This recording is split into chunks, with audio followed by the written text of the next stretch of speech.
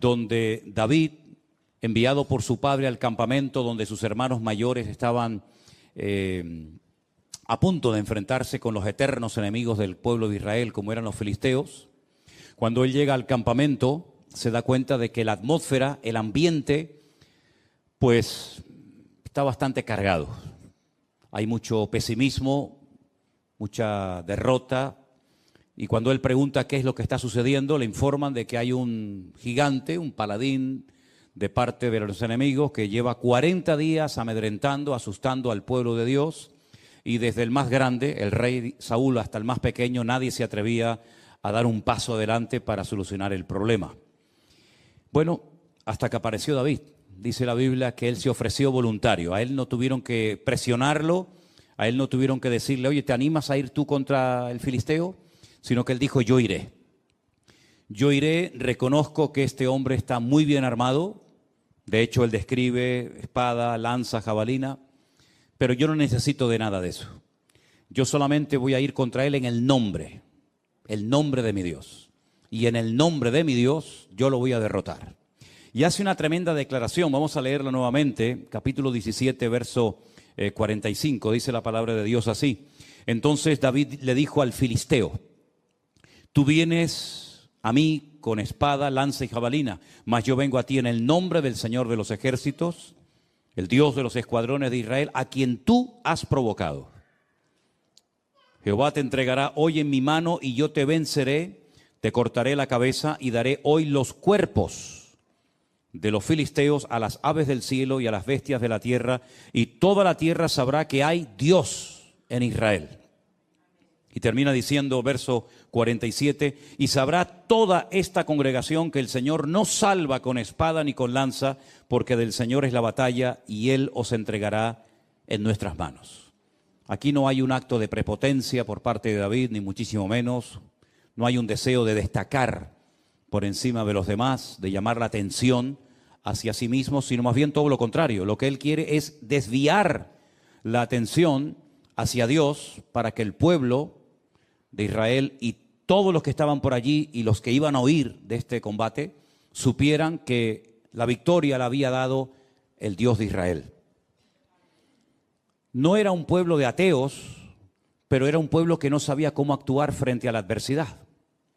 Y hoy en día pasa exactamente lo mismo. Hay gente que lee la Biblia, que se congrega en esta o en cualquier otra iglesia, que lleva años en los caminos del Señor, pero cuando llega un momento puntual a su vida, cuando llega una prueba, un conflicto con la familia, con la economía, con la salud o con lo que sea, pues no saben cómo reaccionar. Y parece ser que este era uno de los grandes problemas que Israel tenía en aquel momento. Sabían ir todos unidos contra un enemigo, pero como los filisteos estaban planteando que solamente uno se enfrentara a Goliat, pues ellos se quedaron paralizados porque no estaban acostumbrados a pelear así. Todos, ¿verdad? Todos los israelitas contra los filisteos contra ellos, a eso sí, en el valle, en la montaña, con espadas, con jabalinas, con flechas, con arcos, con lo que fuera. Pero eso de que uno fuera a pelear contra otro, pues ellos nunca lo habían visto y por eso no sabían cómo reaccionar. Y es que las pruebas que van a venir a nuestras vidas no siempre van a venir igual, pero las pruebas que han venido a nuestra vida y que con la ayuda del Señor hemos logrado superar, nos tienen que preparar y nos tienen que ayudar a reconocer cómo actuar en las pruebas que van a venir sí o sí a nuestra vida, ¿verdad? David presenta su currículum. Tú tienes un currículum en el Señor, sea pequeño, sea grande, sea visible o no. Tú tienes un bagaje, tú tienes una trayectoria con el Señor. Lógicamente unos pueden hablar de más cosas que otros, pero lo que está bien claro es que David en ese momento no podía presumir de ser un soldado en el ejército de Saúl, porque no tenía la edad para hacerlo. Pero él dijo, bueno, yo no soy un soldado, yo no tengo armadura, yo no formo parte de los escuadrones de Israel, pero yo quiero decirles a todos ustedes, porque veo que no lo saben, que para mí pelear contra el gigante filisteo a mí no me resulta complicado, porque yo sí sé lo que es pelear uno contra uno. Yo no sé lo que es ir a la guerra con un montón de soldados que me respalden, pero yo cuando fui a pelear con el león nadie vino a ayudarme y lo vencí. Y yo cuando fui a pelear contra aquel oso que quería despedazar el rebaño de las ovejas de mi padre, yo fui solo. Allí no estaba ni mi padre, ni mis hermanos, ni ningún hermano que me ayudara. Hay conflictos espirituales en la vida que tendremos que unir fuerzas todos para ir contra ese enemigo, contra ese ataque. Pero habrán otro tipo de pruebas o de ataques que vendrán a nuestra vida en los que te vas a tener que enfrentar tú solita. Y tú dices, ¿y ahora qué hago? Bueno, gracias a Dios tenemos el manual. Tenemos la Biblia, la palabra de Dios, a través de la cual podemos descubrir cómo tenemos que reaccionar ante esa situación que no afecta a la iglesia. No es algo que nos está afectando a todos. ¿Se acuerdan cuando, por ejemplo, nos confinaron? Tuvimos que darle vueltas a la cabeza y decir, bueno, vamos a hacer esto, vamos a hacer lo otro, cada uno en su casa, creamos aquel grupo de WhatsApp y era algo que nos, digamos, que nos afectaba a todos. Pero luego hay muchas cosas que son tuyas, particulares, que no me afectan a mí, o las mías no te afectan a ti. Pero también tenemos que estar preparados y saber cómo reaccionar en todo momento. Ahora bien, cuando una persona en el mundo espiritual obtiene una victoria, hay muchas cosas que cambian.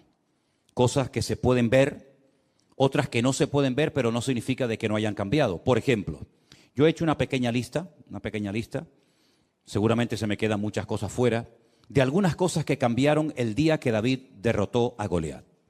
Por ejemplo, cuando él llega al campamento, una pregunta que él hace es, ¿qué le dará el rey como recompensa al hombre que derrote a Goliat? Y entonces fíjate lo que le dicen. Quiero que lean conmigo en el capítulo 17 de Primera de Samuel, el verso 25, dice así. Cada uno de los de Israel decía, ¿nos habéis visto aquel hombre que ha salido? Él se adelanta para provocar a Israel, pero ahora viene una palabra muy interesante. Al que le venciere, va a ser una recompensa solamente para el que logre vencer al enemigo, al gigante Goliat. El rey le enriquecerá con grandes riquezas. Le dará su hija y eximirá de tributos a la casa de su padre en Israel. Fíjate las tres cosas que obtendría como recompensa el hombre que venciera a Goliat. Número uno, sería enriquecido, se convertiría en parte de la familia del rey, porque el rey le daría una de sus hijas, y eximiría de tributos a la casa de su padre en Israel. ¿Merecía la pena o no ir a pelear contra el gigante Goliat? Se habrán presentado 1000 como voluntarios, ¿no? Habrán dicho, pues yo quiero eso. Yo quiero ser rico, quiero ser yerno del rey y quiero que además toda mi familia quede excluida de pagar impuestos. Pues la cruda realidad es que no se presentó nadie. La recompensa era extraordinaria, pero los voluntarios brillaron por su ausencia. Solamente David dijo, bueno, pues yo voy a ir a pelear. Pero él no fue a pelear contra el gigante Goliat por la recompensa. Él iba a ir con recompensa o sin recompensa. Él no estaba allí para hacerse rico aprovechando una oportunidad, ¿verdad? Y para bendecir a su familia, librándola de pagar terribles impuestos que tenían que pagar, ¿verdad? Él fue allí porque primeramente su padre lo mandó y él iba a ir porque él en ese momento, ese día, él se sentía como el representante de Dios en el pueblo. No va nadie, no va el rey, no va el hijo del rey, Jonatán o los demás hijos, no va nadie, no van mis hermanos. Bueno, pues voy yo, porque yo entiendo que esta es una oportunidad para que todo mi pueblo y todos los gentiles que están aquí sepan que nuestro Dios es un Dios que marca la diferencia, con recompensa o sin recompensa. Y yo voy allí, yo le voy a vencer, y es cuando él hace aquella tremenda declaración. Él no habla de, bueno, tal vez, vamos a ver lo que pasa, que se haga la voluntad de Dios, que sea lo que Dios quiera, en fin. No, él habla con una seguridad tremenda. Es que hay momentos en la vida en el que no te puedes dar el lujo de dudar. Es sí o sí, es vida o muerte, es cara o cruz, no hay vuelta de hojas. Él no dice, bueno, en algún día tal vez vamos a ver si llevas 40 días molestándonos por la mañana, por la tarde y por la noche, pues vamos a ver si poquito a poco. Es que esa batalla no se iba a ganar poquito a poco. Mira, hay cosas en tu vida y en la mía y en la de todos y cada uno de nosotros que poco a poco las vamos a ir superando. ¿Estamos de acuerdo? Hay gente que me dice, bueno, yo tengo este vicio, o yo tengo esta atadura, o yo tengo esta costumbre. Mira, yo voy a ir poquito a poco. ¿Has conocido gente que habla así? ¿Tú eres de los que hablas así?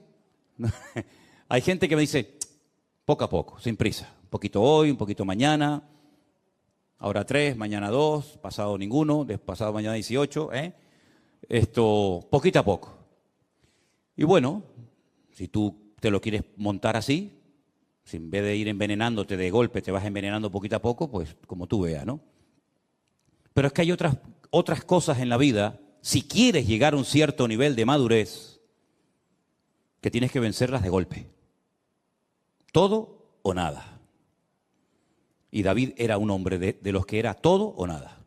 O yo voy y me mata, o yo voy y lo mato a él. No hay término medio.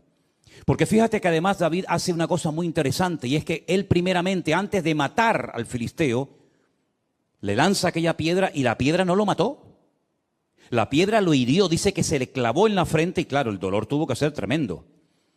Una piedra con una honda es como un tiro, pero realmente la piedra no mató a Goliat, lo derrumbó, pero Goliat seguía vivo. Si se lo llegan a llevar los filisteos a su campamento, lo curan y este hombre a los pocos meses o a las pocas semanas está otra vez igual, allí parado, desfallando al pueblo de Israel. Entonces David dice que salió corriendo y con la misma espada con la que quería Goliat matarlo a él, dice que él le cortó la cabeza. Y entonces sí, ya con la cabeza cortada, ya muerto el perro, se acabó la rabia, ¿verdad? Dice que cogió la cabeza y se la enseñó a la gente, dijo, ya está, se acabó. Es decir, que hay cosas que se pueden superar poco a poco, pero hay cosas que tienes que ser radical, tremendamente radical, porque o las vences tú a esas cosas, o ellas te van a terminar destruyendo y matando tu vida espiritual. Entonces David entendió que era un día clave en la historia del pueblo de Israel. Hay días en nuestras vidas que son claves. Hay días que marcan algo en el mundo espiritual, que se queda como una especie de marca indeleble en el mundo espiritual, que marcan una diferencia. Por ejemplo, el día que Abraham estuvo dispuesto a sacrificar a su hijo, eso quedó ahí marcado para el resto de la historia. El día que Jacob peleó con aquel hombre que dice la Biblia, no te dejaré, no te voy a soltar hasta que no me bendigas, ese día fue un día clave en la vida de Jacob.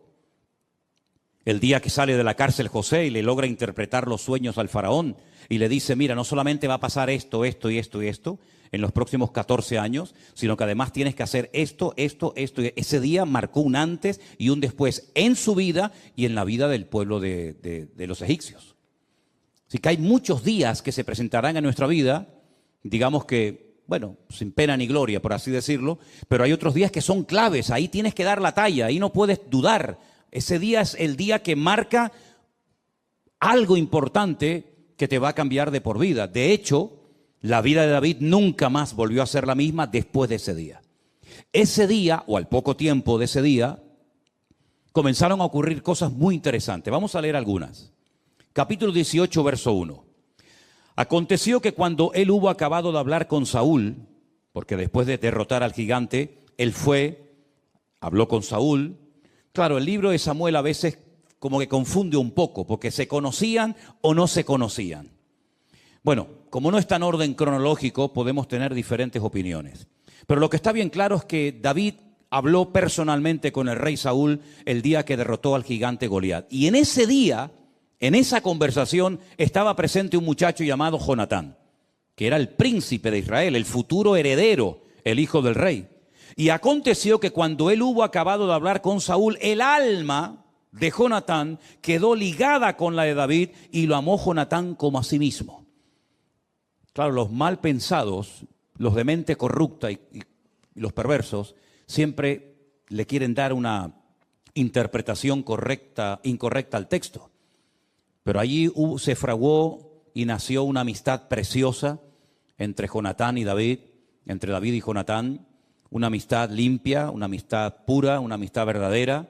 Y como él llegó a escribir tiempo más tarde, es mejor un amigo que a veces un hermano, ¿verdad? Entonces, eso es algo que ocurrió ese día. Ahí empezó una amistad, una relación entre amigos preciosa. Segunda cosa que ocurre, vamos a leer a partir del versículo 6, si os parece.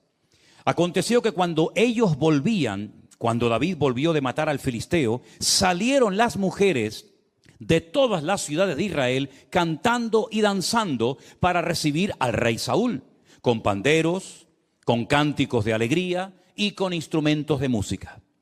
Y cantaban las mujeres que danzaban y decían: Saúl hirió a sus 1000 y David a sus 10.000. No le gustó la letra al caballero. La letra no le hizo mucha gracia. Porque dice que Saúl se enojó en gran manera y le desagradó este dicho. Y dijo: a David dieron 10.000 y a mí 1000. No le falta más que el reino. Se picó. El caballero se picó. Y desde aquel día Saúl no miró con buenos ojos a David. ¿Qué te parece? Desde aquel día las cosas cambiaron. Hemos obtenido una victoria tremenda, pero a partir de ese día Saúl se la sentenció al rey David. Aconteció que al día siguiente, fíjate qué cosa, esto ya es el mundo espiritual. Al día siguiente de esa reacción de enojo, de esos celos ridículos y absurdos, al día siguiente un espíritu malo de parte de Dios tomó a Saúl y él desvariaba en medio de la casa.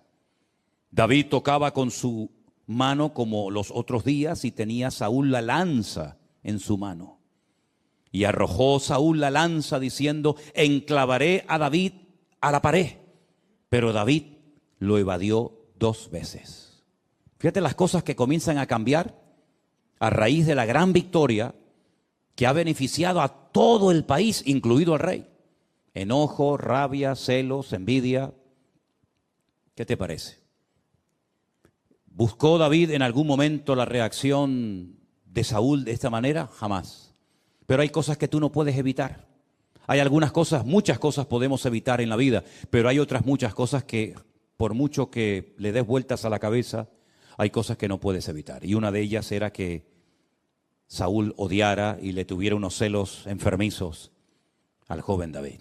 Desde aquel día no lo miró bien.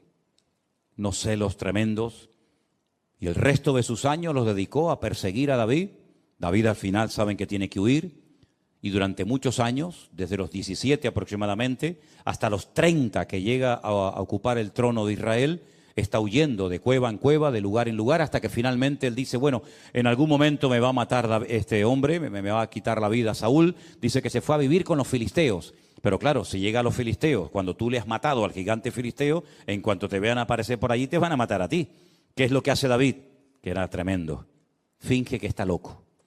Y se le cae la baba por la cara y se hace el loco y pintan las paredes y el rey dice: ¿no tengo yo bastantes locos para que me venga otro más?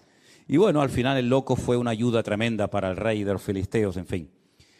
Ahora llegó el momento en el que Saúl tenía que cumplir la palabra que había dado. El hombre que venciere a Goliat, yo le voy a dar a mi hija y lo voy a convertir en mi yerno. Vamos a ver si cumplió la palabra, ¿les parece? Versículo 17. Entonces Saúl le dijo a David: he aquí yo te daré a Merab, mi hija mayor. Generalmente se daba a la mayor y luego se daba a la menor, ¿verdad? Saben que en las notas musicales hay notas mayores y notas menores, ¿no?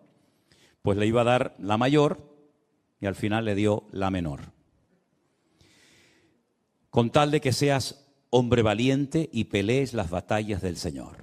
Mas Saúl decía: no será mi mano contra él, sino que será contra él la mano de los filisteos. Fíjate tú el plan que comienza a fraguar Saúl para quitarse de medio a David. Pero David le respondió a Saúl: ¿quién soy yo o qué es mi vida o la familia de mi padre en Israel para que yo sea yerno del rey?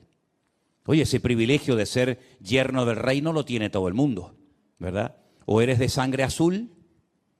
Ninguno aquí es de sangre azul, ¿no?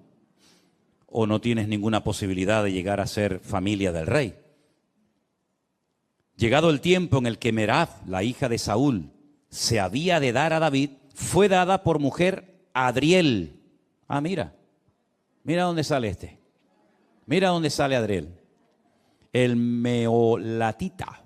Estudien la historia de este Adriel, por cierto, muy interesante. No tengo tiempo ahora para entrar en eso. Pero fíjense por dónde. Pero Mical, la otra hija de Saúl, amaba a David. Y fue dicho a Saúl y le pareció bien a sus ojos. Y Saúl dijo, yo se la daré para que le sea por lazo y para que la mano de los filisteos sea contra él. ¿Me dejan que les diga una cosa? No se sorprendan. Creo que nunca he dicho esto, pero hoy se lo comentaba a Elena y digo, oye, vamos a dejarnos de tener pena y compasión de Saúl. Saúl era malo, Saúl era malo, Yo durante años me daba pena, ¿no? Me daba esa cosita por esa tristeza por Saúl. Decía, pobre hombre, fíjate tú y tal. Pero es que Saúl era malo. Saúl era malo. ¿Y una persona mala en qué piensa? En cosas malas. Dice la Biblia en Romanos 8, los que son de la carne, ¿en qué piensan? En las cosas de la carne. Y los que son del Espíritu, ¿en qué piensan? En las cosas del Espíritu. ¿La cabra dónde tira? Al monte. Así de claro. Saúl era malo, pero sabía fingir y sabía aparentar. Yo te voy a dar a mi hija. Ese privilegio no lo tiene nadie en Israel. Se ve que las dos hijas, la mayor Merab y la menor Mical, en ese momento eran solteras. Y claro, oye, es un detallazo por parte del rey permitirle casarse con una de sus hijas. Entonces él va a quedar bien ante la gente, pero es que en el fondo esa no es la intención de Saúl. La intención es que los mismos filisteos acaben con la vida de David. Y mira lo que él intenta hacer. Saúl le dijo, yo se la daré para que sea lazo, para que la mano de los filisteos sea contra él. Dijo pues Saúl a David por segunda vez, tú serás mi yerno hoy. Mandó Saúl a sus siervos, hablad en secreto a David, diciéndole, he aquí el rey te ama y todos tus siervos te quieren bien. Sé pues yerno del rey. ¿Verdad? Siempre el rey rodeándose de pelotas, siempre rodeándose de gente que le reía las gracias al rey, como hay muchos hoy en día que se juntan con gente que a todo le dicen que sí, ¿verdad? Los criados de Saúl hablaron estas palabras a oídos de David, y David dijo, ¿os parece a vosotros que es poco ser yerno del rey, siendo yo un hombre pobre y de ninguna estima? Des en cuenta, por ejemplo, que David no era una persona pudiente económicamente hablando. David era un simple pastor de ovejas, que encima no eran ni de él, eran de su padre.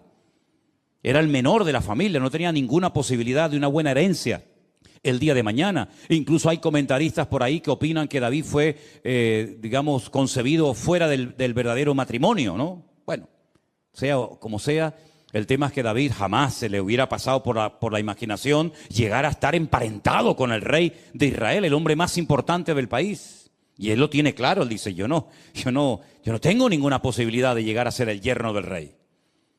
Pero fíjate qué interesante. Los criados de Saúl le dijeron esta respuesta, le dieron estas palabras, y Saúl dijo, decidle así a David, el rey no desea la dote era algo muy importante, ¿sabes? Mi hija, para que sea tu hija, me tienes que dar 20 camellos, 30 ovejas, etcétera, etcétera. A mí Matías no me dio nada, por cierto, pero bueno. Aún estamos a tiempo. Bueno, me dio un nieto. Ya con eso le perdono. El rey no desea dote, sino, escucha bien, espero que lo entiendas, 100 prepucios de filisteos, que es lo que se le quita al hombre cuando se le circuncida. Quiero 100 de filisteos, para que sea tomada venganza de los enemigos del rey. Pero es que esa no es la verdad. Detrás de esta petición de 100 prepucios, fíjate tú qué cosa pide este hombre. Saúl lo que quería hacer es que David cayera en manos de los filisteos, porque sobra el decir, no me hagan que dé demasiadas explicaciones, pero sobra el decir que para llevarle en una bolsa 100 prepucios de filisteos al rey Saúl, primeramente habrá que matarlos. Y después una vez matarlos o dejarlos medio heridos, ¿no? Me tengo que enfrentar a 100 para poder llevárselos al rey Saúl, porque en el fondo alguno de ellos lo va a terminar matando. Esto no es como las películas americanas que saben que sale el héroe corriendo por un campo abierto, le disparan 5.000, ni uno le da, pero él dispara y con una bala mata a 10 de golpe, ¿no? Alguno de los 100 lo va a mutilar o lo va a matar, y eso es lo que en el fondo Saúl quería. Pero miren cómo era David. Cuando sus siervos declararon a David estas palabras, le pareció bien la cosa. Es que le pareció bien la cosa, increíble. A mí me dicen eso y dice, vete tú a cortarlo, vete tú a cogerlo. Le pareció bien, dice, a los ojos de David, para ser yerno del rey. Y antes que el plazo se cumpliese, David se levantó, se fue con su gente y mató a 200. ¿Cuánto pedía el rey Saúl? 100. Este mata a 200. Los mató, ¿eh? Mató a 200 filisteos y trajo los prepucios de ellos y los entregó todos al rey, a fin de hacerse yerno del rey. Y Saúl le dio a su hija Mical por mujer. Si yo te doy más de lo que tú me pides, 100, toma 200, y ahora me tienes que dar a tu hija mayor. No, le da la menor, le da a Mical. Pero Saúl, viendo y considerando que el Señor estaba con David y que su hija Mical lo amaba, tuvo más temor de David y fue Saúl enemigo de David. ¿Cuánto tiempo? Todos los días. Todos los días de la vida que duró, odiaba y no podía ver en pintura a David. ¿Qué te parece? El ungido, este era el ungido. Imagínate los que no eran ungidos, ¿no? Este era el ungido de Jehová. Este era el que tenía que ser un ejemplo a la grey.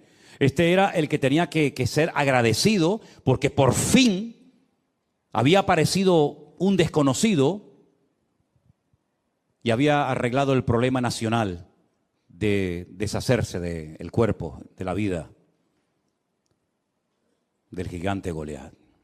Y mira cómo le paga, tratando de matarlo, tratando de desacreditarlo, persiguiéndolo de noche y de día por todas partes, con unos celos que en vez de cortarlos, los fue alimentando día a día. Y al final, si ustedes leen la historia de Saúl, que la encontramos en la Biblia, la vida de Saúl fue un auténtico desastre. Mató a sacerdotes, le echó la culpa al pueblo de muchos actos de desobediencia que hizo a lo largo de su vida. Se fue a consultar con una adivina en un pueblo llamado Endor, en el norte de Israel. Al final termina suicidándose, tirándose sobre una espada y quitándose la vida. Dejó al país en la ruina. Económicamente el país lo dejó en la bancarrota más absoluta. Los filisteos incluso se atrevieron a robar y llevarse a su terreno el arca de la alianza, que ya saben lo que era el arca de la alianza, ¿verdad? En aquellos tiempos. Es un auténtico desastre.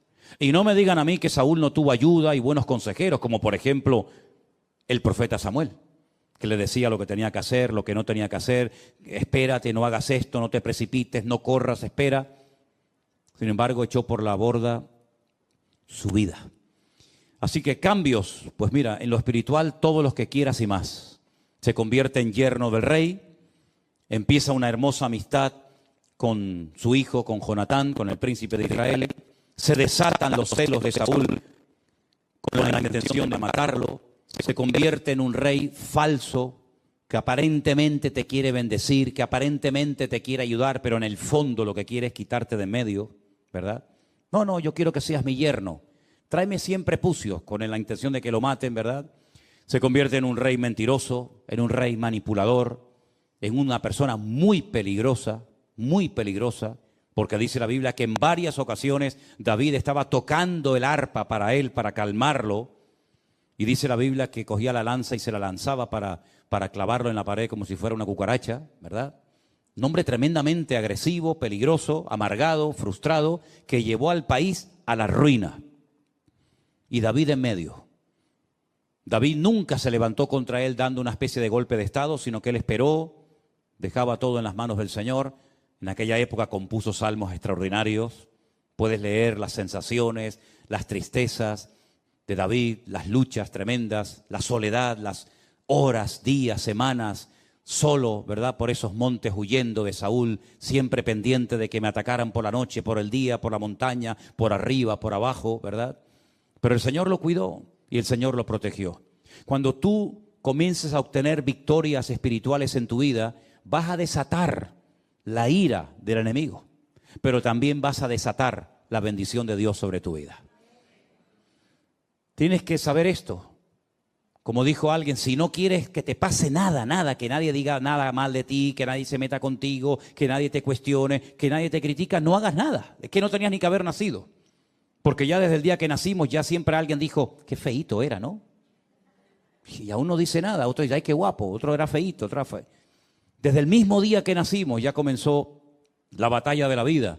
Pero es que además nosotros no solamente estamos en el mundo natural, como todos los seres humanos, sino que nos hemos pasado de bando. En el mundo espiritual hay dos bandos, el del diablo, Satanás, las tinieblas, y el bando de luz, del Señor, ¿verdad? De la bendición de Dios. Y hemos pasado, como dijo el Señor, de muerte a vida.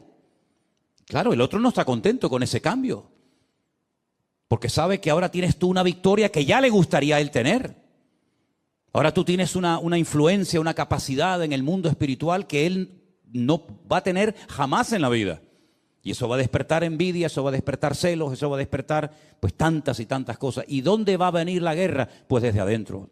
El Señor Jesucristo un día nos dio una información tremenda. Dice que los mayores enemigos, a veces, no siempre, pero a veces pueden surgir hasta dentro del mismo seno familiar, dentro de la misma familia. Ese cuñado con el que te llevabas tan bien, ese primo, ese abuelo, ese tío, ese sobrino, con el cual pues antes jugabas al fútbol, iban de excursión y cantaban y lo pasaban bien. Ahora, por el simple hecho de haberte convertido, pues ahora parece que te has convertido en su enemigo. Pero no tienes que asustarte. Al mismo Señor Jesucristo le pasó. Sus propios hermanos, que los tuvo, le decían al Señor: Señor, ¿por qué no vas a otros lugares para que te oigan y te conozcan y sepan de tus enseñanzas? Pero no lo decían porque tuvieran una sana intención de que la gente escuchara el Evangelio, sino para quitárselo de encima, porque se avergonzaban de él. ¿Qué te parece? Y el Señor, ya dijo en cierta ocasión, los mayores enemigos a veces surgen dentro del sector o del ambiente del que menos te imaginas. Incluso la Biblia dice que en los últimos tiempos tal vez la nuera se levante contra la suegra contra la nuera, los hijos contra los padres contra los hijos. Eso va a ser una revolución tremenda, y para todo eso tú tienes que estar preparado. Y dice: y no sorprendáis, dice Pedro en una de sus cartas, no sorprendáis del fuego de prueba que os ha sobrevenido. Dice, como si alguna cosa extraña os aconteciera. Mira, sinceramente te deberías de sorprender de que no te pase nada. Eso es lo que te debería de preocupar. No tengo pruebas, no tengo dificultades, no hay problemas, todo parece que va sobre ruedas. Eso es lo que te debería de poner nervioso. Pero pasar por pruebas, por luchas, por dificultades, pues eso es lo lógico, eso es lo normal. Eso es lo que necesitamos para mantenernos humildes y dependientes del Señor, y que no nos creamos que ya no necesitamos de nada ni de nadie. Por eso Pedro dice: no os sorprendáis, hermanos, del fuego de prueba que os ha sobrevenido, como si alguna cosa extraña os aconteciese, sino tener en cuenta que las mismas pruebas que tú estás pasando, o mayores, las están pasando nuestros hermanos en otras partes del mundo.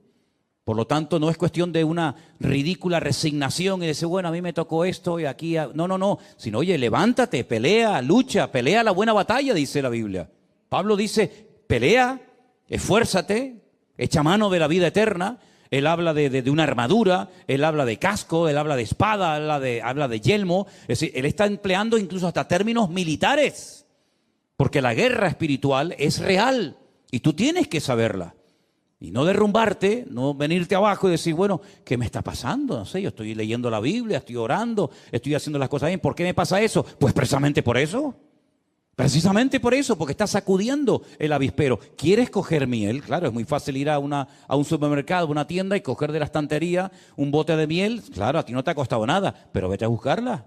Vete a buscar miel. Hay países donde hay gente que son recolectores de miel y tienen que descolgarse con unas cuerdas tremendas y untarse el cuerpo con barro y llevar antorchas y humo, porque tú te vas a meter en el avispero y le quieres robar a la abeja la miel. Tú date cuenta que una simple cuchara de miel tarda toda una vida. Una abeja, por poco me sale oveja, una abeja tarda toda una vida para hacer una cucharada de miel, y tú se la vas a quitar. Y dices: de aquí, de eso nada. Y vas a matar a la reina y te vas a meter en el panal. Y salen picados por todas partes. Y hay gente que incluso ha muerto porque son alérgicos, ¿verdad?, a las picaduras de las abejas. Y si tú quieres obtener grandes victorias en tu vida, pues vas a ser picado y vas a ser atacado por todas partes. Pero dice la Biblia: mayor es el que está en ti que el que viene contra ti. ¿Cuántos dicen amén? Así que David supo perfectamente que su vida nunca más iba a volver a ser la misma. Al poco tiempo, por la mala cabeza, por la mala actitud, por los pecados, por la constante actitud de desobediencia de Saúl, Dios dijo: basta. Y esto sí que es terrible. Para mí esto es lo peor que le puede pasar a un ser humano en la vida cuando Dios dice basta. Y lo ha hecho en varias ocasiones, ¿eh? Lo hizo con Faraón. Lo dijo, ¿no quieres dar tu brazo a torcer y reconocer que todos estos milagros, prodigios, maravillas, estas plagas tremendas son producto de mi intervención? ¿No quieres? Pues ahora yo me voy a encargar de endurecerte el corazón. ¿Quieres ser duro? Yo te lo voy a endurecer como el pedernal. Y no te voy a dar oportunidad ni para que te arrepientas. Fue tremendo. Cuando Dios llega a esos extremos, imagínate. Pues con Saúl llegó exactamente igual. Dijo, Samuel, no ores más por él. Pero no ores más por él. Lo he desechado. Y Dios no dice, bueno, no, te he desechado. Basta, se acabó. ¿Y ahora qué hacemos? Tienes que ir a Belén, a la casa de un tal Isaí, convoca a sus hijos y yo te voy a decir lo que vamos a hacer. Vamos a escoger a otro rey fiel conforme a mi corazón. Todos conocemos la historia, ¿sí o no? Llega a Belén, llega a la casa de Isaí, allí están sus hijos. Él se va a acercar al mayor, que era lo lógico, ¿no? Ungir al mayor, al primogénito, y el Señor le dice, ese no es. Bueno, pues será el siguiente, ese tampoco. Y el otro tampoco. Y al final Samuel está desconcertado, él es profeta, varón de Dios, pero en ese momento como que no tiene mucha luz que digamos, y le dice al padre, oye, una pregunta, ¿tú tienes a otro hijo? Porque yo he traído aquí el cuerno del aceite especial para derramarlo sobre la cabeza de uno de tus hijos. Tú me has dicho que has llamado a todos tus hijos y a mí el Señor no me da paz con ninguno de ellos. Aquí pasa algo. Y le dice, bueno, es que tenemos a otro. ¿Cómo que tienes a otro? ¿Y por qué no lo has llamado? ¿Qué cosa, no? Ni su propio padre lo llamó. Cuando le dijo Samuel, llama a todos tus hijos. Y a David no lo llamó. ¿Qué te parece? Dile que venga. Porque no nos vamos a sentar a la mesa ni a comer hasta que David venga. Y dice la Biblia que nada más entrar, claro, imagínate las pintas con las que vendría. Un montón de días, semanas en el monte, con un olor terrible, los pelos así como los que tiene ahora mismo un hermano por ahí arriba. Y claro, tú imagínate aquello, decir, ¿y este quién es? ¿Este quién es? ¿De dónde ha salido esto? Si no, este es mi hijo David. Dice, este es David. Y el Señor dice, úngelo, porque ese es el rey, el futuro rey de Israel. Es impresionante, hermanos, cómo Dios rompió todos los patrones, todas las normas de la época para ungir al que nadie, ni siquiera su propio padre, contaba con él. Y a partir de ese día dice que Dios cambió su corazón, mudó su corazón, y el Señor comenzó a bendecirlo y a prepararlo y a ungirlo. Pero claro, si quieres ser rey, lo primero que tienes que hacer es conocer tu país. Y lo vas a conocer, ya verás que lo vas a conocer, pero bien, bien que lo vas a conocer. Vas a conocer hasta dónde se ocultan las ratas. Vas a conocer el país, pero palmo a palmo. Ese sí que fue un Rambo verdadero, ¿eh? Y comenzó desde prácticamente a los pocos días, ya digo, 17, 18 años como mucho, hasta los 30 años, huyendo de un lugar a otro, con un calor que hacen esos lugares donde él se escondía. Fuimos un día a la cueva de Engedi. Es una cueva que está en el oasis de Engedi, en el desierto, y llegamos allá arriba y nos dijeron, en esa cueva se escondió Saúl, y allí dentro estaba el rey David, que podía haberlo matado y no lo hizo. Es decir, una vida de una preparación tremenda. Pero el Señor dice, ese es al que yo he escogido. Ese es al que yo he escogido. Y saben, queridos hermanos, Dios no se equivocó con David.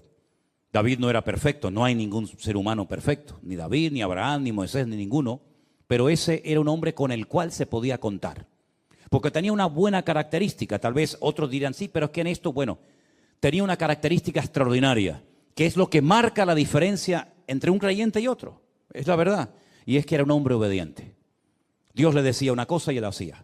Fíjate cuando el rey Saúl, fíjate que aún no era rey, y Saúl le dice, tráeme 100 prepucios de filisteos. Él no era tonto. Él sabía que podía perder la vida peleando contra 100 filisteos. Y no le trae 100, le trae el doble, le trae 200. Pero es que era así, era tremendamente radical. Siempre iba más allá de lo que se le pedía. El padre le dijo, pero esto lo tenía ya era su naturaleza, era parte de su esencia, de su personalidad. 100 prepucios, no, 200. Le dice el padre, vete a cuidar las ovejas. Y claro, viene un león y podía haber salido, papá, mira, perdona, pero viene un león, yo salí corriendo. No, mi padre me ha dicho que cuide las ovejas y yo voy a cuidarlas, aunque tenga que pelear contra un león. Nosotros lo hubiéramos hecho, hermano. Tú lo hubieras hecho, Luis. Tú lo hubieras hecho. Ustedes lo hubieran hecho. Si a veces entra una cucaracha a la casa. Una cucaracha. No estoy hablando de cocodrilos ni dragones. Una cucaracha. Y parece que ha entrado Belcebú. Un perenquén. No sé si por ahí que nos ven, perenquén es un lagartito que se pega a las paredes, que se come los mosquitos, las arañitas y esas cosas, que son buenos, los perenquenes son bonitos. Se pegan ahí con sus patitas a los balcones. Sí, trae un perenquén aquí para que veas a más de uno corriendo. Pero es que ahora le viene un león y podía haber dicho, hombre, yo una cosa es cuidar las ovejas de mi padre y otra cosa es enfrentarme con un león. Estamos hablando de cosas muy diferentes. Pues él se queda. Y él se queda y mata al león y no se queda satisfecho con herirlo, sino lo mata. Y al poco tiempo un leoso. Y bueno, ya no le vinieron más porque dijeron los animales, no vayan contra este, que aunque vaya quien vaya, nos va a matar a todos.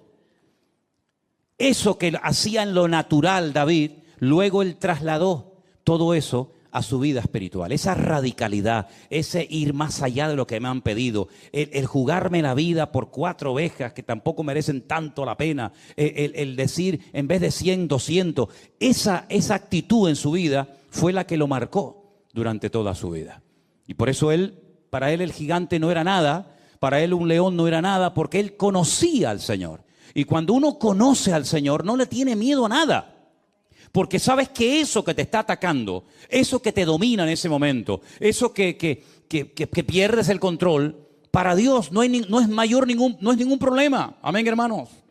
Nuestro Dios es mucho más grande que una enfermedad, que un dolor, que un desánimo, que una tristeza, que la pérdida de un ser querido, que lo que sea, no hay nada que se pueda comparar con el poder de nuestro Dios. Fíjate que David simplemente necesitó una piedra. Pero no porque él dijera la piedra va a matar a Goliat, no, porque él en lo que confiaba no era en la piedra, él confiaba en el poder del nombre de su Dios. Pero tengo que utilizar algo, ¿verdad? Pero si David le hubiera pegado un soplido a Goliat, en el nombre de mi Dios, Goliat lo tumba.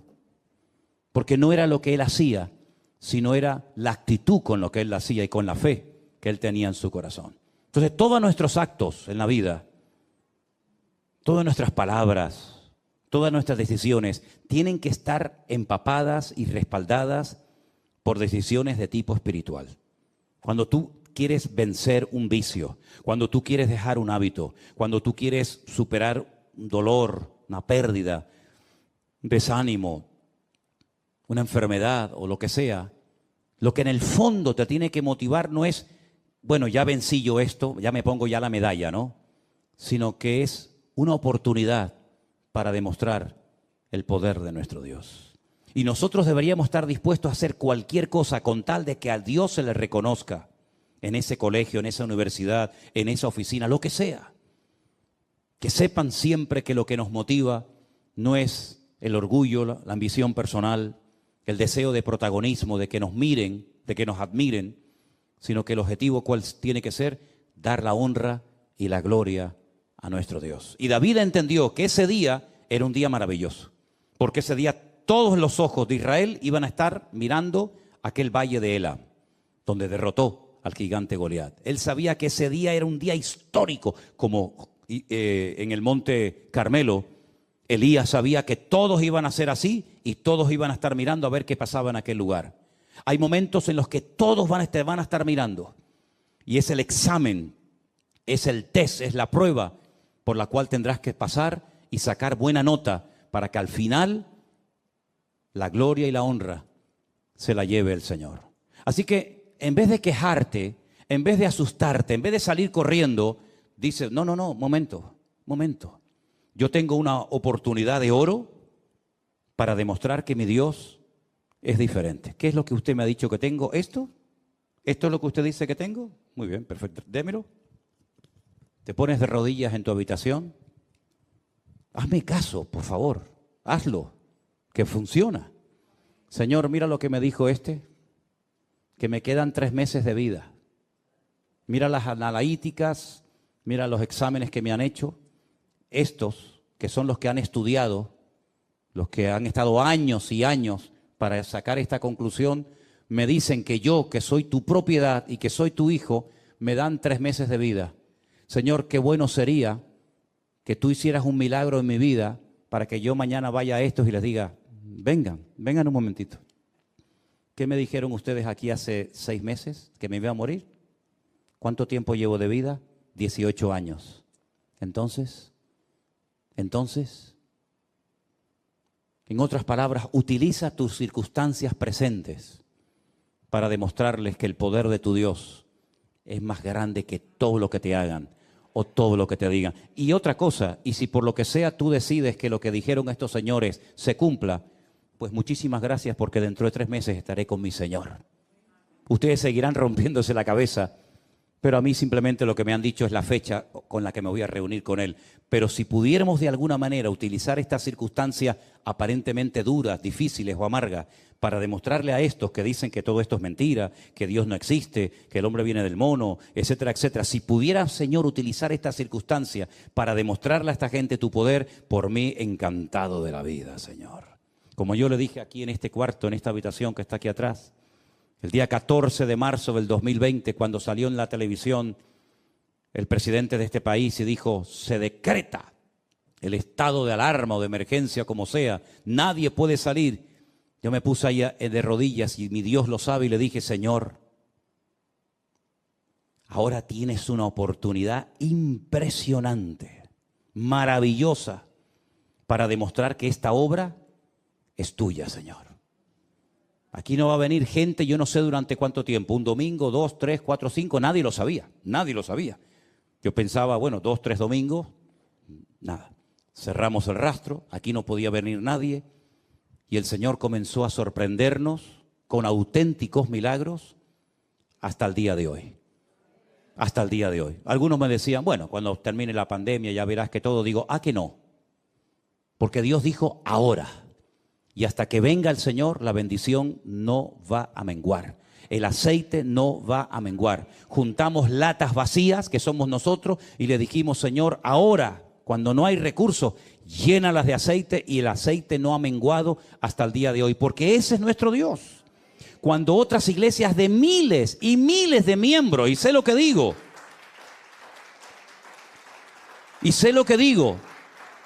lamentablemente se cerraron, solamente por ponerles un pequeño ejemplo, podría ponerles muchos. Pero cuando yo conocí a unos hermanos, que no sé si me estarán viendo ahora, son de California, de Los Ángeles, creo que viven por allí en un desierto, no me acuerdo cómo se llama aquel lugar, pero es un desierto, Pues cuando yo les dije, hermanos, los conocí en Israel, después estuve con ellos en Estados Unidos, ¿a qué iglesia van ustedes? Y me dicen, nosotros íbamos a una iglesia, pero en el tiempo de la pandemia se cerró, como todas. Digo, sí, ya lo entiendo, pero ya terminó la pandemia. ¿Y ahora qué? Dice, no, el pastor nos juntó, no se transmitió, no se hizo nada durante el tiempo de confinamiento, y el pastor nos juntó y nos dijo que se iba a cerrar la iglesia. Que cada uno se buscara la vida, unos se reunían en casas, otros se fueron a otra iglesia, otros no se fueron a ninguna parte, lamentablemente. Cerramos la iglesia, dijo el pastor. Y yo le dije, perdone que le haga esta pregunta, no la suelo hacer sinceramente porque no es algo que me quita el sueño ni me preocupa, pero en este caso sí me atrevo a preguntarle, ¿y cuántos erais en la iglesia? ¿Cuánta gente se congregaba en aquel momento? Y si éramos 2.000 miembros. Digo, 2.000 miembros. 2.000. Y cerró la iglesia. Digo, ¿y por qué? Dice, porque no había recursos para pagar la luz, el agua, los teléfonos, el alquiler. Digo, con 2.000 personas. Y nosotros que éramos 4 gatos y un perro herido. 2.000 personas y cierran la iglesia. ¿Pero cómo puede ser esto? ¿Y la cerró? La cerró, pero te digo un ejemplo. Te podría contar muchos más. Entonces cuando yo le dije al Señor, Señor, se nos viene un gigante imponente, tremendo. Pero si tú quieres, Señor, si tú dices, ahora esta iglesia va a ser usada para tu honra y para tu gloria. Y ya lo creo que lo fue. Ya lo creo que lo fue y lo sigue siendo. Porque el Señor es fiel. Y cuando ponemos nuestra piedrita en el bolsillo y decimos, Señor, yo nada más tengo una piedra. El tipo mira cómo viene, pero yo voy en el nombre de mi Dios. El Señor sorprende. Y el Señor bendice. Y el Señor demuestra que la iglesia no es tuya ni mía. La iglesia es de Él. Y dice la Biblia que Él la sustenta y Él la cuida. Por eso yo creo, y termino, y cuando digo termino, que Dios está buscando gente valiente. Así de claro. Dios está buscando gente valiente que se la juegue por Él en lo económico, que se la juegue por Él en lo que haga falta. Y yo creo que Dios está buscando de todo corazón, y lo digo de verdad, gente valiente en estos tiempos. Gente que no le tenga miedo a las circunstancias. Gente que no le tenga miedo a lo que está pasando ahí afuera. Gente que le crea a Dios y que diga, Señor, yo te creo a ti.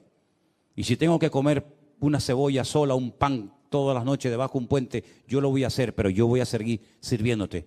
Yo creo que Dios, a ese tipo de gente, Dios la honra. Y Dios la bendice y Dios la prospera. Y yo espero que entre nosotros, todos nosotros podamos decir, nosotros somos los valientes del pastor Manolo Sierra.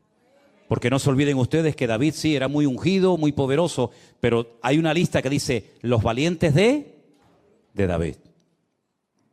A mí me gustaría tener una lista.